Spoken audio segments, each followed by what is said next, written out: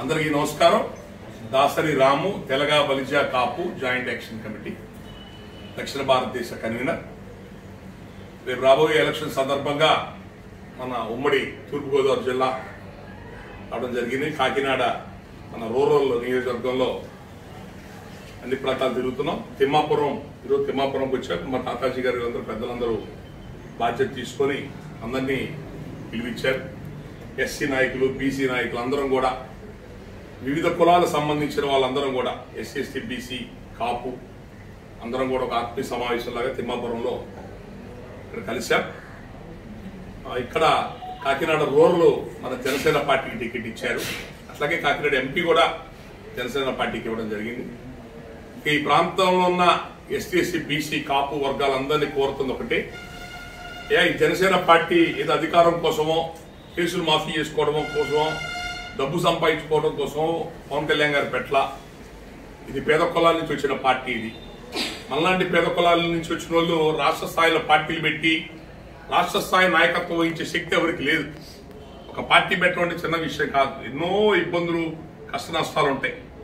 ఆయన దగ్గర దానికి సరిపోయే ఆర్థిక వనరులు కూడా లేవు, డబ్బులు కూడా లేవు. అయినా సరే ప్రతి రూపాయి తనకి ఫీల్డ్ సినిమా ఇండస్ట్రీ వచ్చే ప్రతి రూపాయి తీసుకొచ్చి ఖర్చు పెడుతూ ఆయన ఓడిపోయినా కూడా ప్రజల్లో నిలబడి 5 ఏళ్లు ఇప్పుడున్న ప్రభుత్వం యొక్క అరాచకం మీద నిలబడ్డాడంటే పవన్ కళ్యాణ్ నిలబడ్డాడు, గట్టిగా పోరాడాడు, పార్టీ నిలబెట్టుకుని జనాల్లో ముందుకు పోతున్నాడు. పేద బడుగు బలహీన వర్గాల రాజ్యాధికార సాధన, సమసమాజం, అవినీతి రహిత సమాజం ఇలాంటి ఆలోచనలు తెస్తున్నాడు ఆయన. ఎందుకంటే ఒకప్పుడు ప్రజారాజ్యంలో ఆయన పనిచేశాడు యువత వింగ్ లో. ఆ రోజు ప్రజారాజ్యం కూడా సామాజిక న్యాయం పేరుతో వచ్చింది. సామాజిక న్యాయం పేరు తీసుకొచ్చిందే ఆ రోజున చిరంజీవి గారు. మన జ్యోతిరావు పూలే అనే మహానుభావుని పరిచయం చేసింది ఆయన. 110 స్థానాలు బీసీలకు ఇచ్చాడు. మేము చిరంజీవి గారిని అడిగాము, సార్ మా కాపుల సీట్లు మాకు రావట్లేదండి అంటే, నేను బీసీలకు 100 పైన ఇస్తాను మాట ఇచ్చాను కాబట్టి మీరే కాంప్రమైజ్ అవ్వండి అన్నాడు. నేను బయట వాళ్ళని అడగలేను, మిమ్మల్ని అడగలుగుతాను, కాంప్రమైజ్ అవ్వండి అన్నాడు. అయ్యి పనిచేసాం ఆ రోజు అందరం కూడా. 110 స్థానాలు బీసీలకు ఇవ్వడం జరిగింది. రిజర్వేషన్ లేని చోట ఎస్సీలకు ఇవ్వడం జరిగింది. మునెమ్మ అని చెప్పని ఒక షెడ్యూల్ ట్రైబ్ ఆమెకి ఆ రోజు నెల్లూరు జిల్లా కోవూరులో టికెట్ ఇచ్చాడు. ఆయన ప్రయత్నం చేశాడు. కానీ ప్రజల్లో ఆ రోజున అసలు సామాజిక న్యాయం అంటే ఏంటి, పేదవర్గాల రాజ్యాధికారం అంటే ఏంటి, ఆ భావం తెలియదు ఎవరికి. బీజాలు వేశాడు, ఎలా చేసుకోవాలో తెలియలేదు. కోవట్లు వీళ్ళందరి వలన అనేక ఇబ్బందులు, పొరపాట్లతో దెబ్బతిన్నాడు. మంచి ఓట్లు వచ్చినాయి, భారీ సీట్లు వచ్చినాయి. 50 సీట్లు 500 ఓట్లు, 1000 ఓట్లు, 2000 ఓట్లతో ఓడిపోయారు. ఆ పార్టీ ఉండుంటే ఈ రోజున రాజ్యాధికారం అందుకునేది పేద కులం. పార్టీ ఓడిపోయిన తర్వాత కూడా పార్టీని తీసేదాన్ని నిద్రపోవాలి అందరూ కలిసి. ఇతరంటూ ఉంటే ఈ పార్టీ అంటుంటే ఇబ్బంది రా అని చెప్పాలి. ఆ ఇబ్బందులు, బాధలు, అవమానాలు అన్ని చూసి కూడా పవన్ కళ్యాణ్ గారు మళ్ళీ ఈరోజు జనసేన పెట్టి ముందుకెళ్తుంది. ఆ రోజులో ఏ ఆశయం కోసం అయితే కష్టపడ్డామో ఆశయం ముందుకు వెళ్లాలనే ఉద్దేశంతోనే ఆయన కష్టపడుతున్నాడు.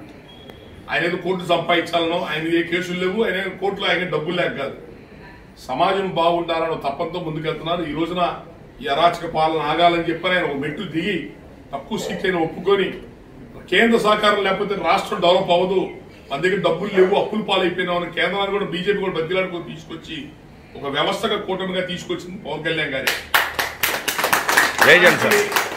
ఆ జనసేన పార్టీ మన అదృష్టం కొద్ది ఈ రోజు కాకినాడ రూరల్ మన పద్మ నానాజీ గారు నిలబడ్డారు. ఎంపీగా జనసేన పార్టీ ఎంపీగా ఉదయ్ శ్రీనివాస్ గారు నిలబడ్డారు.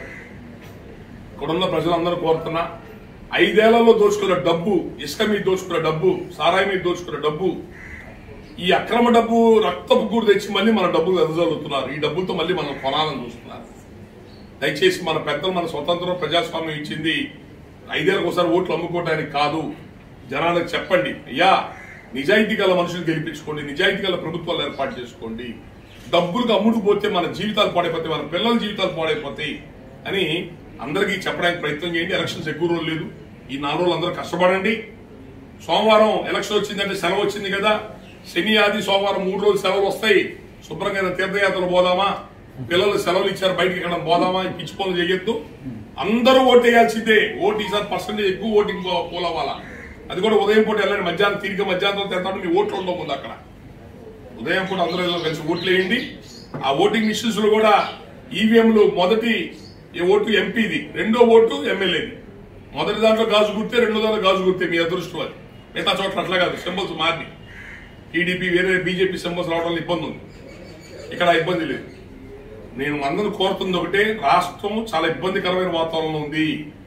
తమిళనాడు నుంచి విడిపోయి చెన్నై పోగొట్టుకున్నాం, తెలంగాణ నుంచి విడిపోయి హైదరాబాద్ పోగొట్టుకున్నాం, రాజధాని లేదు, 10 లక్షల కోట్ల అప్పుల్లో ఉన్నాం. ఒక్క నెల ప్రభుత్వ జీతాలు ఇవ్వడానికి డబ్బులు లేవు మన దగ్గర. ఒక్క రోజు కూడా అప్పు చేయకుండా నడవదు. అప్పులు చేసి పప్పులు బెల్లాలు వచ్చినట్టు వస్తున్నారు అధికారం కోసం. ఈ విధానం మారాలి. కాబట్టి దయచేసి ప్రజలు ఈ కూటమి మంచి ఆలోచనతో కూటమి సపోర్ట్ చేయండి. బీజేపీ పార్టీ అండ కూడా మనకు ఉంది. రేపు బీజేపీ పార్టీ సహకారం తీసుకొని రాజధాని నిర్మాణం చేయడం కానివ్వండి, మీ కాకినాడ పోర్టు, ఇక్కడ ఇండస్ట్రియల్ కారిడార్స్ ఉన్నాయి, వాటన్నిటి మన ఆంధ్రప్రదేశ్ మళ్ళీ డెవలప్ అవ్వాలంటే కోస్తా తీరానే వాడుకోవాలా. సముద్రంలో see ports, exports, imports, port నిర్మాణాలు వీటితో మేము చేయగలుగుతాం.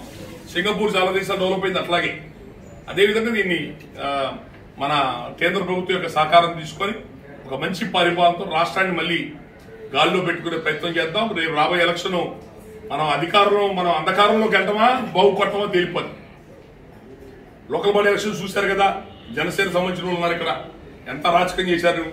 పోటీ చేస్తుంటే పోటీ చేయకుండా ఎంత ఇబ్బంది పెట్టారు. రాయలసీమలో ఎక్కడో వాళ్ళకి అలవాట్లు ఉన్నాయని ఇక్కడ వద్దారు. ఇప్పుడు మళ్ళీ అయ్యే దౌర్జన్యం చేస్తున్నారు. ఇక్కడ ఉన్న మీకు ఉన్న మహానుభావులు ఎమ్మెల్యేలు, మంత్రులు వాళ్ళు మామూలు కాదు. మీరు ఎలా భరిస్తున్నారు ఇలాంటి మాఫియా వాళ్ళని? మా గుంటూరు జిల్లా అయితే ఒప్పుకో ఇట్లాంటి వాళ్ళు. దయచేసి కొంచెం అందరూ బాధ్యతాయుతంగా ఉండండి. ఒక మంచి ఆశయంతో ముందుకు వస్తున్న పవన్ కళ్యాణ్ గారికి, ఆయన పార్టీకి, ఆయన పార్టీ అభ్యర్థులైన పంత నానాజీ గారికి, ఉదయ్ శ్రీనివాస్ గారికి మీరు అందరూ అండగా ఉండండి. మిషన్ బటన్ నొక్కిన వెంటనే ఓటు వేసినట్టు కాదు, నొక్కిన తర్వాత సౌండ్ రావాలా, వస్తేనే ఓటు పడండి. ఇవన్నీ చాలా సూక్ష్మంగా ఉంటాయి. అందరికి జనాలు చెప్పండి ఈ విషయాలు, పేరు అందరికి కూడా చెప్పి బాగా అందరూ కూడా ప్రోత్సహించండి. ఒక డిగ్రీ చదువుకున్న పిల్లలకి ఉద్యోగాలు లేవు ఆంధ్రప్రదేశ్ లో, సిగ్గుచేటు. ఒక డిగ్రీ చదివితే ఉద్యోగాలు లేవు ఇక్కడ హైదరాబాద్ లో, బెంగళూరులో, చెన్నై అలా. నిజమా కాదా? రేపు పొద్దున ఇప్పుడు ఒరిస్సా నుంచి, బీహార్ నుంచి ఇక్కడ కూలీకి పనిచేయడం వస్తున్నారు మన దగ్గర, రైతు కూలీలుగా, వలస వాళ్ళగా. ఇది ఇట్లాగే కంటిన్యూ చేస్తే రేపు మనం వెళ్ళాలి కూలీ పనులు చేసుకోవడానికి ఆంధ్రప్రదేశ్ లో, ఇంటి లేక. ఆ పరిస్థితి వస్తుంది. పథకాలు అని చెప్తున్నారు, పథకాలు ఎక్కడికి పోవు. ఏ ప్రభుత్వం అన్న పథకాలు ఉంటాయి. కాంగ్రెస్ ఉన్న పథకాలు చంద్రబాబు నాయుడు నడపలేదా? చంద్రబాబు నాయుడు జగన్ నడపలేదా? జగన్ ఎవరైనా నడుపుతారు. పథకాలు కాదు, పరిపాలన అవసరం, డెవలప్మెంట్ కావాలా, అప్పులు తగ్గించాలా, ఫ్యాక్టరీలు తేవాలా, ప్రజలకు జీవనోపాధి పెంచాలా, ఇవన్నీ చాలా అవసరం. మన ఇసుక ఇక్కడ మనకు దొరకదు. హైదరాబాద్ లో 75,000 అమ్ముతున్నారు తీసుకెళ్లి, చెన్నైలో ₹1,00,000 అమ్మేస్తున్నారు. ఒక ఇసుక ఆగిపోవడం వల్ల 20 రంగాలు అయిపోయి. ఆ లెక్కలు మద్యపాన నిషేధం పెట్టా అన్నాడు. ఆ తాగే చీప్ లెక్కలు ఇండియాలో ఎక్కడ దొరకవు బ్రాండ్లు, వీళ్ళే తయారు చేస్తారు. అవి రోగాలు వచ్చి మతిస్థితితో కోల్పోతున్నారు జనవాడు. ఇవన్నీ చాలా ఒక రకమైన ఒక అరాచకమైన విధానం నుంచి పోతున్నాం. దయచేసి ఇది ఆగాల. దానికొస్తే పవన్ కళ్యాణ్ గారు కష్టమో నష్టమో త్యాగం చేసేది సార్, ఆయన ముందుకు వచ్చి ఈ రాష్ట్ర భవిష్యత్తు కోసం ఒక విధానంలో ముందుకు పోతున్నారు.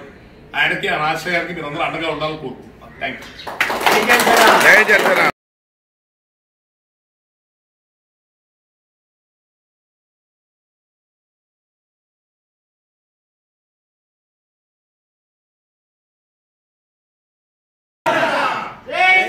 Hey,